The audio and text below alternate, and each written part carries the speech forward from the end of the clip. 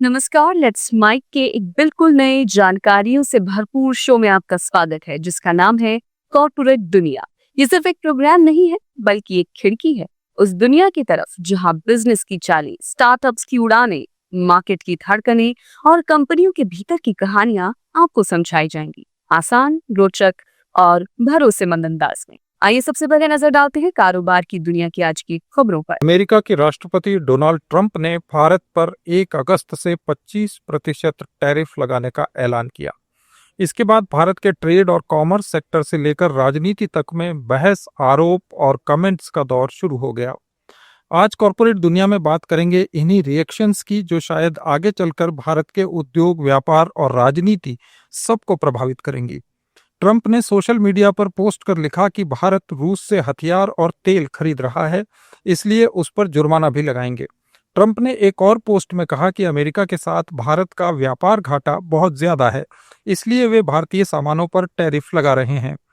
Trump ने कहा कि प्रधानमंत्री मोदी मेरे मित्र हैं, लेकिन व्यापार के लिहाज से भारत हमारे साथ बहुत ज्यादा ट्रेड नहीं करता। Well, we're negotiating right now, and it's also BRICS. You know, they have BRICS, which is basically a group of countries that are anti the United States, and India is a member of that, if you can believe it.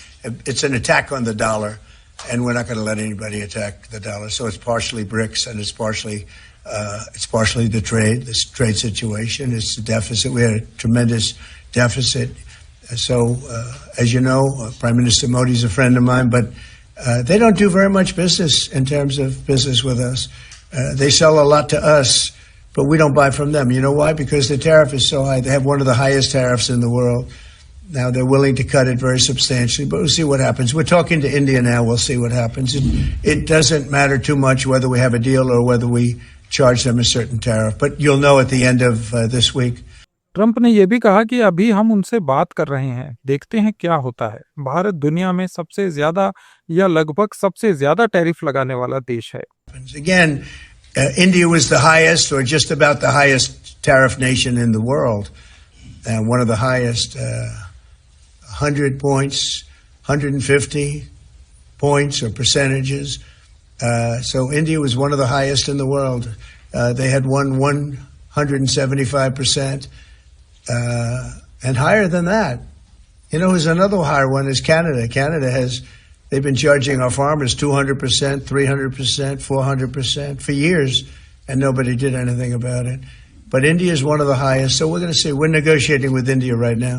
राष्ट्रपति Trump के फैसलों पर भारत सरकार ने कहा है कि वो इसके असर को समझ रही है और देश के हितों को बचाने के लिए हर जरूरी कदम उठाएगी। वाणिज्य मंत्रालय ने अपने बयान में कहा कि हमने अमेरिकी राष्ट्रपति के बयान को देखा है, हम इसके असर का अध्ययन कर रहे हैं। भारत और अमेरिका एक अच्छे और दोनों के लिए फायदेमंद व्यापार समझौते पर काम कर रहे हैं। हम इस मकसद को पूरा करने के लिए तैयार हैं। इस बीच अखिल भारतीय रत्न और आभूषण परिषद के अध्यक्ष राजेश रोकड़े ने कहा कि ये बहुत दुखद है कि टैरिफ 10 से बढ़ाकर 25% कर दिया है। अब अगर यही स्थिति रही तो इसका असर 1 लाख से ज्यादा लोगों पर पड़ सकता है। हाँ, बिल्कुल, ये तो बहुत ही दुखद है। 10% से सीधा मतलब 15% बढ़ा के 25% का टैरिफ जो 1 अगस्त से लागू होने जा रहा है, ये निश्चित तौर पे जितना भारत के लिए, इंडिया के लिए तकलीफदायक है, उससे ज़्यादा शायद यूएस को भी तकलीफदायक हो सकता है। मैं मानता हूं कि टैरिफ लगाना व्यवसाय को तकलीफ देता है, और जबकि भारत अपने आप में एक ज्वेलरी उद्योग के लिए एक बहुत ही महत्वपूर्ण देश है। पूरे हिंदुस्तान से बहुत सारी ज्वेलरी पूरे वर्ल्ड में एक्सपोर्ट होती है, और तो करीब अगर मैं आंकड़ों में जाऊं तो 9 बिलियन के आसपास का व्यापार यूएस में होता है। तो ये 100% इफेक्टेड होगा, और शायद जो हैंडमेड ज्वेलरी जो वहाँ पसंद की जाती है उस पर इसका इम्पैक्ट आएगा। वो ज्वेलरी वहाँ महंगी होगी, और शायद जिस तरीके से पहले ही 10% जब टैरिफ था, तब करीब मैं देखता हूँ कि पिछले 2025 के पहले, मतलब इसके पहले जब टैरिफ था, तब की करीब 50,000 लोगों का अनएम्प्लॉयमेंट होने की संभावना बढ़ गई थी। अगर ये 1 अगस्त के बाद सेम परिस्थिति आती है तो शायद 1 लाख से ज़्यादा लोगों को इफेक्ट करेगा, और शायद ये इफेक्ट ज्वेलरी इंडस्ट्री के लिए बहुत ही दुखद होगा। अर्थशास्त्री सूर्या नारायणन ने कहा कि यह भारत के लिए एक झटका है, क्योंकि भारत जीरो टैरिफ के साथ फार्मास्यूटिकल, कॉपर, धातुएं और बहुत कुछ अमेरिका को एक्सपोर्ट कर रहा था। Said back to India because now India is exporting pharmaceuticals with zero tariff and copper and some metals, minerals with zero tariff. Now we have to pay. Every Indian exporter have to pay more on pharmaceutical items, shrimp and other foods items from India to US. See, this will definitely affect more for Indian exporters. Presently, Indian exports, mainly Apple iPhone, we are exporting more than $5 billion, biggest exporter to US through Foxconn. Now it will have an effect. Medical tourism chamber of commerce के अध्यक्ष दिलीप कुमार ने कहा कि ये Indian economy के बाजार को खत्म करने की कोशिश है। I don't know what sort of decision he is trying to make. He is trying to kill the market of Indian economy. He's thinking, but it's not going to happen. The reason behind is we are exporters, especially the medical equipments, pharmaceuticals, and disposables are mostly coming from the India, because whatever the market of America is dependent upon the Indian and China. If he is trying to impose, if it is 100 rupees cost is there, which is exporting to the US, it is costing 125 rupees, with which the cost of the treatment in America is increasing, the cost of the treatment procedure is also getting delayed, and the import of America is also charging more, with which what usually happens in his country people are affected rather than India.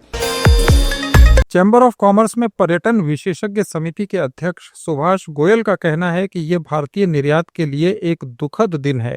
इससे हमारा निर्यात धीमा हो जाएगा और हमारी manufacturing पर भी प्रतिकूल प्रभाव पड़ेगा। It's a very sad day for Indian exports mainly, because India is doing more than $100 billion worth of exports and our surplus is more than $40 billion.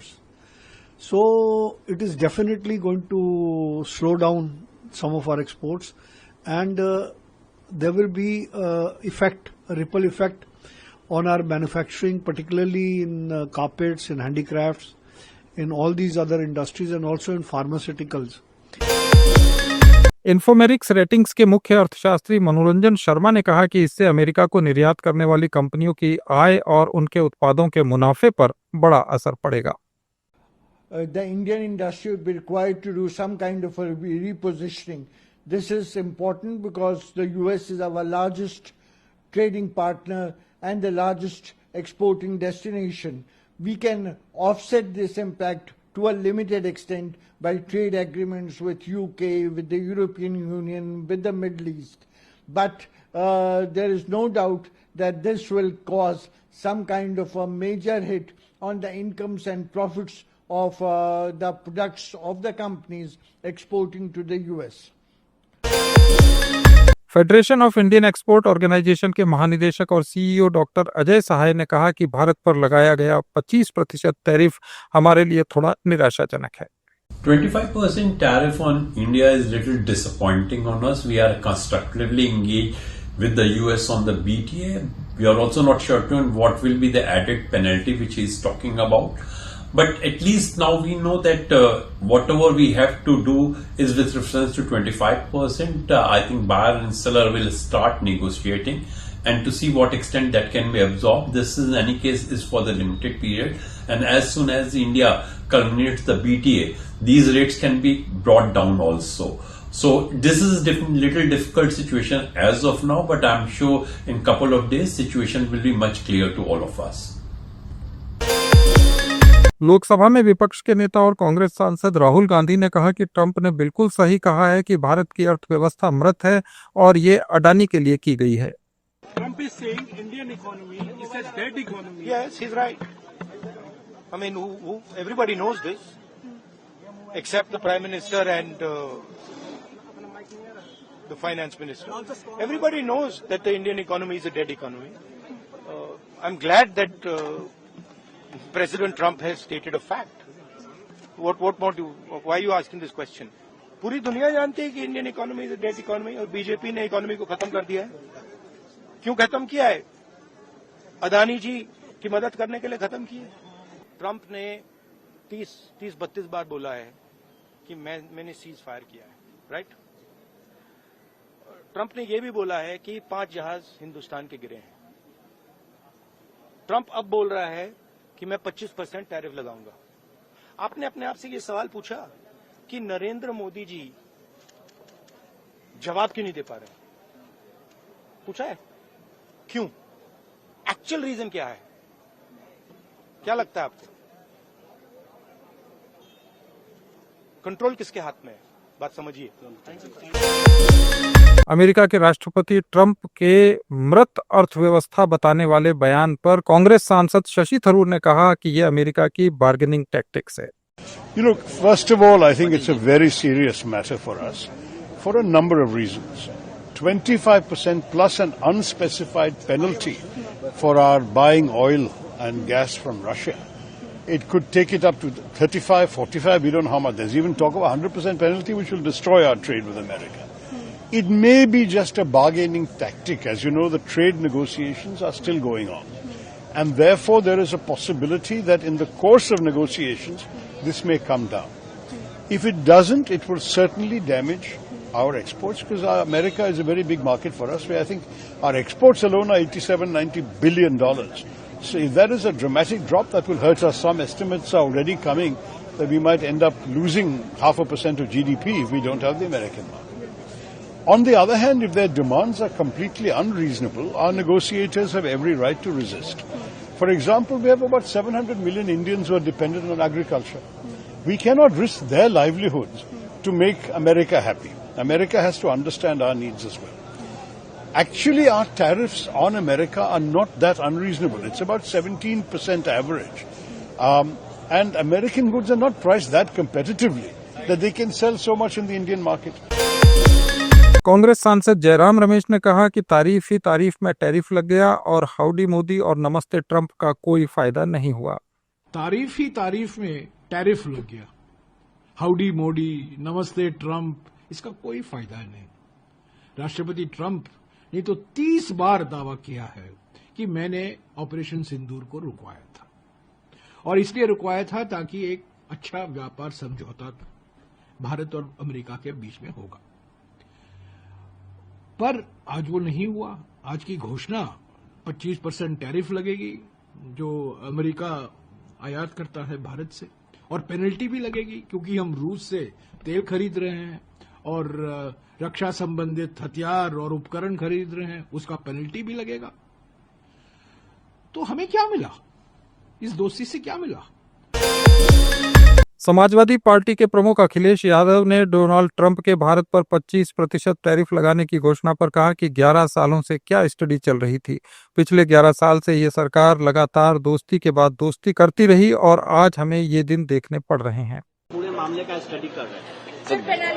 ये 11 साल से कौन सी स्टडी चल रही थी? आप सोचिए, 11 साल से क्या स्टडी चल रही थी कि आज अमेरिका के राष्ट्रपति को कैसे शब्दों में भारतीय जनता पार्टी की सरकार में किन शब्दों से भारत को कहना पड़ा उन्हें। उन्होंने कहा भारत के भी अपने कानून के बारे में क्या कहा उन्होंने। सोचिए आप कि जो सरकार लगातार पिछले 11 वर्षों से दोस्ती के बाद दोस्ती और कितनी दोस्ती बढ़ाई कि आज हमें क्या दिन देखने को पड़ रहे हैं।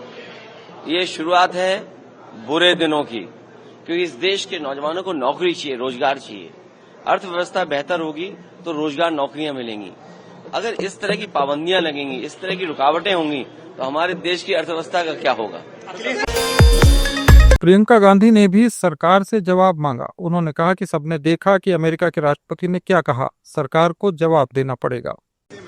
वेल, एवरीबॉडी हैज सीन कि अमेरिका के राष्ट्रपति जी ने क्या कहा है। टैरिफ के बारे में बोला है और जंग के बारे में फिर से बोला है कि मेरे कहने से भारत और पाकिस्तान दोनों ने जंग रोकी। तो दोनों चीजों का जवाब सरकार को देना पड़ेगा। मोदी जी हर जगह जाते हैं, पूरी दुनिया में घूमते हैं, दोस्ती करते हैं लोगों के साथ और फिर हमें ये मिलता है। कांग्रेस सांसद दिग्विजय सिंह ने कहा कि प्रधानमंत्री को ये समझने की जरूरत है कि सभी आसियान देशों में भारत पर सबसे ज्यादा टैरिफ लगा है। उन्हें अपने दोस्त से इस बारे में बात करनी चाहिए। ट्रंप साहब ने टैरिफ वेपन बनाया हुआ है और ये टैरिफ वेपन वो पूरे तरीके से पूरे विश्व में हर देश को धमका रहे हैं, धौंस दे रहे हैं और उनके साथ उनको लाइन में आ जाते हैं तो उनके साथ समझौता कर रहे हैं। ये माननीय मोदी जी को इस बात को समझना चाहिए कि आसियान कंट्रीज के अंतर्गत सबसे ज्यादा भारत पर वो टैरिफ उन्होंने लगाया है। वो तो उनके मित्र हैं, उनसे पर चर्चा करनी चाहिए उनको। सर कैसे बीजेपी सांसद नरेश बंसल ने कहा कि राष्ट्रपति ट्रंप ने जो किया ये उनका विचार है। हमारी सरकार अपने उद्योगों को ध्यान में रखते हुए राष्ट्रहित में ही फैसला करेगी। देखिए, ट्रंप ने जो किया है वो उनका विचार है। हम जो करेंगे अपने देश हित को ध्यान में रख के, अपने डेयरी उद्योग, अपने कृषि उद्योग, अपने सूक्ष्म लघु उद्योग, इन सबको ध्यान में रख करके राष्ट्र हित में ही सरकार फैसला करेगी। बीजेपी के सांसद अशोक चौहान ने भी कहा कि इस समय सरकार को देश के हित में जो भी उचित है वो फैसला लेना चाहिए। पाकिस्तान से तेल की खरीद को लेकर बातें की जा रही हैं जो उचित नहीं है और देश के नागरिक बहुत नाराज हैं। के हित में जो भी फैसला उचित है वो सरकार ने करना चाहिए। जिस तरीके से पाकिस्तान से ऑयल परचेज करने के बारे में बातें कही जा रही है, भविष्य में ये भी संभव हो सकता है। ये कोई चीजें उचित नहीं है। एक तरफ हमने ये फैसला लिया है कि आतंकवाद और पानी दोनों साथ में नहीं बह सकता है, तो मतलब खून नहीं बह सकता है, आतंकवाद दोनों चीजें साथ साथ नहीं चल सकती है। तो स्वाभाविक है पाकिस्तान से कोई डील या समझौता होने की चांसेस नहीं। जब तक आतंकवाद का पूरा उच्चाटन नहीं होता है पाकिस्तान की ओर से, तो पाकिस्तान से कोई डायलॉग करने का सवाल ही नहीं उठता या ट्रेड करने का सवाल ही नहीं उठता है। आज जो बातें सामने आ रही है वो बड़ी आश्चर्यजनक है और अमेरिका की जो भूमिका है उसके ऊपर देश के नागरिक बहुत नाराज है। और मैं समझता हूँ सरकार फर्म रहे और ट्रेड ठीक है, हम बातचीत के प्रयास करके अगर हल निकलता है तो अच्छी बात है। 2008 इन सब बयानों के बीच ट्रंप ने एक बार फिर भारत और रूस के करीबी संबंधों को लेकर तीखा प्रहार किया और कहा कि उन्हें इस बात से कोई फर्क नहीं पड़ता कि न्यू इंडिया मॉस्को के साथ क्या करता है। ट्रंप ने भारत से आयात पर 25% टैरिफ लगाने की घोषणा करने के कुछ घंटे बाद ही फिर एक सोशल मीडिया पोस्ट में कहा कि मुझे परवाह नहीं है कि भारत रूस के साथ क्या करता है, वे अपनी मरी हुई इकोनॉमीज को गर्त में ले जा सकते हैं, मुझे कोई फर्क नहीं पड़ता। हमने भारत के साथ बहुत कम व्यापार किया है, उनके टैरिफ बहुत ज्यादा हैं, दुनिया में सबसे ज्यादा में से एक। इसी तरह रूस और अमेरिका के बीच भी लगभग कोई व्यापार नहीं होता, इसे ऐसा ही रहने दो। और रूस के असफल पूर्व राष्ट्रपति मेदवेदेव से, जो आप खुद को राष्ट्रपति समझते हैं, कहो कि अपने शब्दों का ध्यान रखें, वे बहुत खतरनाक इलाके में कदम रख रहे हैं। एक और पोस्ट में ट्रंप ने पाकिस्तान के साथ एक व्यापार समझौते की घोषणा की और कहा कि किसी दिन इस्लामाबाद नई दिल्ली को तेल बेच सकता है। उन्होंने कहा कि अमेरिका और पाकिस्तान इस साझेदारी के लिए तेल कंपनी चुनने की प्रक्रिया में है। आपको बता दें कि अमेरिकी राष्ट्रपति डोनाल्ड ट्रंप ने 1 अगस्त की पारस्परिक टैरिफ समय सीमा से पहले ही भारत पर 25% टैरिफ लगा दिया। संशोधित अमेरिकी टैरिफ भारत के अमेरिका को निर्यात को प्रभावित करेगा। इससे कपड़े, दवाएं, रत्न, आभूषण और पेट्रोकेमिकल उत्पाद जैसे श्रम प्रधान क्षेत्र शामिल हैं। अमेरिका और भारत के बीच व्यापार असंतुलन 45.7 अरब डॉलर है, जो भारत के पक्ष में है। और अब शेयर बाजार। अमेरिका की ओर से भारत पर 25% टैरिफ लगाने की घोषणा के बाद भारतीय शेयर बाजार में उथल पुथल मच गई है। अब अमेरिका ने एक बड़ा और कड़ा कदम उठाते हुए ईरानी पेट्रोलियम उत्पादों की खरीद फरोख्त को लेकर 6 भारतीय कंपनियों पर प्रतिबंध लगा दिए हैं। ये ऐलान अमेरिका के विदेश विभाग ने किया। इसमें स्पष्ट कहा गया कि ये कंपनियां ईरान के खिलाफ लगाए गए अमेरिकी प्रतिबंधों का उल्लंघन कर रही थीं। अमेरिकी विदेश विभाग ने कहा कि ईरानी सरकार अपनी अस्थिरताकारी गतिविधियों के लिए पैसा जुटाने के लिए वेस्ट एशिया में संघर्ष को बढ़ावा दे रही है। आज अमेरिका ऐसे रेवेन्यू के फ्लो को रोकने के लिए कदम उठा रहा है, जिसका इस्तेमाल ये सरकार विदेशों में आतंकवाद को समर्थन देने और अपने ही लोगों का दमन करने में करती है। उसने ईरानी पेट्रोलियम उत्पादों और पेट्रोकेमिकल व्यापार में शामिल 20 वैश्विक संस्थाओं पर प्रतिबंध लगाने की घोषणा की। अमेरिकी विदेश विभाग ने कहा कि भारत, यूनाइटेड अरब एमिरेट्स, तुर्की और इंडोनेशिया की कई कंपनियों ने ईरानी मूल के पेट्रोकेमिकल उत्पादों की महत्वपूर्ण बिक्री और खरीद के लिए काम किया है, इसलिए उन्हें प्रतिबंधित किया जा रहा है। प्रतिबंध जिन कंपनियों पर लगा है वे हैं भारत की Kanchan Polymers, Al Chemical Solutions, Ramnik Lal and Gosalia and Company, Jupiter Dyechem Private Limited, Global Industries और परसिस्टेंट पेट्रोकेम प्राइवेट लिमिटेड। ये थे टैरिफ से जुड़े आज के कुछ खास समाचार और अपडेट्स। जुड़े रहिए लेट्स माइक के साथ।